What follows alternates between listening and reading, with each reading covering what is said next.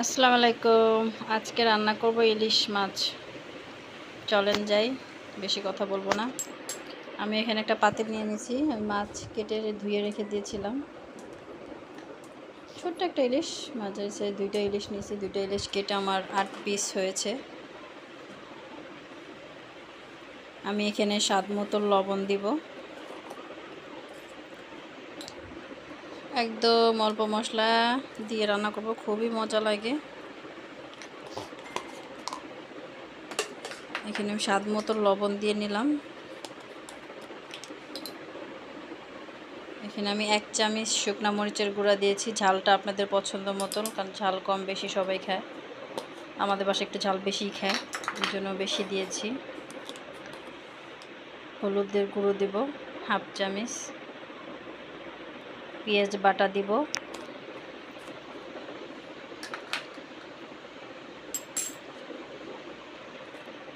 এখানে আমি 3টা পেঁয়াজ হালকা করে বেটে নিয়েছি, একটু ছাপা ছাপা আছে আর কি, পুরো মিহি করিনি। আমি 3-4টা কাঁচামরিচ কেটে দিয়েছি। সরি, সর্ষের তেলের বোতল অনেক ভরা ছিল, ঢালতে যেয়ে পড়ে গেছে বেশি। সর্ষের তেল দিয়ে ভালো করে এটাকে মাখায় নিলাম। এটাকে মাখায় আমি মিনিমাম 10-15 মিনিট রেখে দিব। 10-15 মিনিট পরে একটু পানি দিয়ে আমি চুলায় বসাই দিব। এটা দেখেন, এটা একদম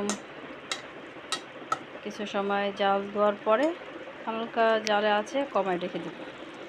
আমি রান্না করতেছিলাম মাছটা একদম ইলিশ মাছের সর্ষের তেল দিয়ে রান্না করতেছি, তো এত সুন্দর ঘ্রাণ ঘর ভরে গেছে।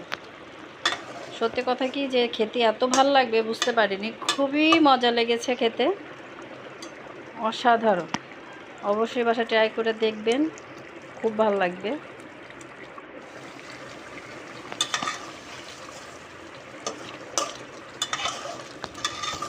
আমার মাছটা একটু হয়ে গেছে, আমি এখন হালকা আঁচে এটা রেখে দিব 10-15 মিনিট।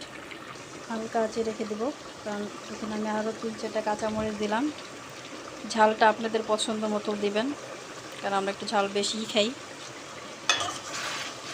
আমার হয়ে গেছে, আমি হালকা আঁচে অনেক সময় ধরে রেখে দিয়েছিলাম। মাছটা একদম তেল ছেড়ে দিছে, এই দেখেন কি সুন্দর। আমি চুলাটা অফ করে দিচ্ছি, এখন আমি বাটিতে ঢেলে নিব। আমার চ্যানেলটা যদি ভালো লাগে please like, share, comment, subscribe করে দিবেন। আল্লাহ হাফেজ।